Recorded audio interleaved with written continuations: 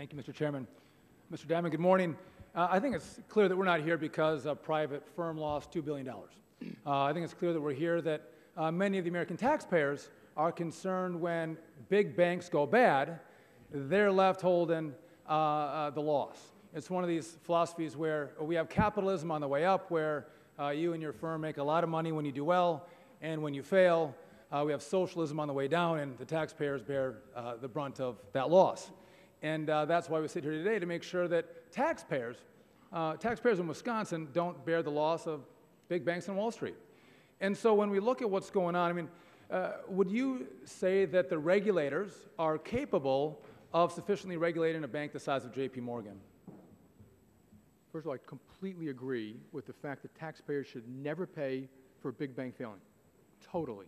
And so we should work on things and make sure that's true, and we give people But you'd agree we're a little nervous about it when we had TARP and the taxpayers did it just a couple years ago.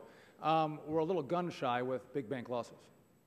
Right. And so are the regulators sufficiently staged to regulate a bank the size of J.P. Morgan? I think the regulators have been challenged with a lot of new rules and regulations.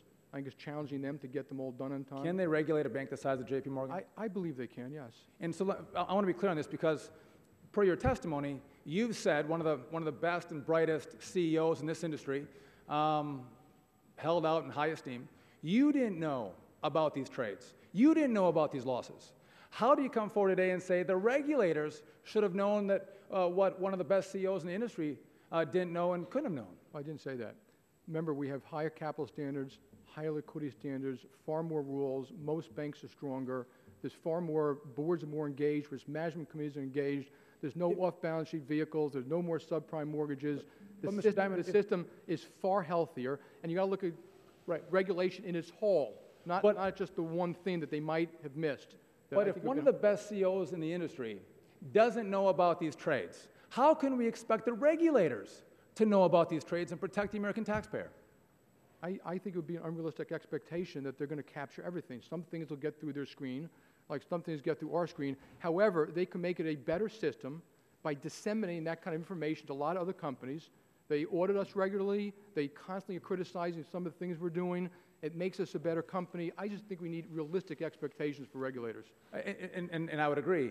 But is it fair to say that a $2.3 trillion bank is too big to manage, too big to regulate, too big to control? It's just too complex? I mean, are you too big to fail? No, we're not too big to fail. We believe that a bank should be bankruptable, and that when a bank fails, that the clawback should be invoked on equity, on management. The board should be fired. The company should be slowly dismantled. And who pays the losses? In a way that doesn't cost the economy anything. Who pays the losses? Ms. Duffy, allow the witness to answer that should be charged back to the other big banks to survive. That's what I believe. If J.P. Morgan fails, who picks up the tab? If J.P. Morgan fails, I don't think anyone's going to pick up any tab because we have $190 billion of equity, $290 billion of unsecured debt. So I don't think there's any chance we're going to fail. But if we did, any losses the government would bear should go back, be charged to the banks, just like FDIC today is charged back to banks. So we have J.P. Morgan is going to spend $5 billion of fees to the FDIC to pay for the failure of other banks. So we have the order. I don't like the $5 billion, but I think it's appropriate that the American taxpayer doesn't pay for that guarantee. I didn't mean to interrupt him. I thought you were done. Sorry. Well, the orderly liquidation authority would step in and bear the brunt of J.P. Morgan's loss should you fail, right? That's the way Dodd-Frank is. The loss would mostly be borne by equity and unsecured debt. They might provide temporary funds to keep the company functioning in the short run. Okay, but is it fair to say that J.P. Morgan could have losses of $500 billion or $1 trillion? Not unless this Earth is hit by a moon. Okay. Want to go to your trades that brought us brought you the $2 trillion, the $2 billion to $5 billion loss. The dollars that were used to trade, those were dollars that were backed up by the FDIC. Is that right? Excuse me. I'm sorry. Say it again. The $2 to $5 billion loss that you incurred, the dollars that were used to make those trades, those were dollars that were backed up by the FDIC? Yes. Okay.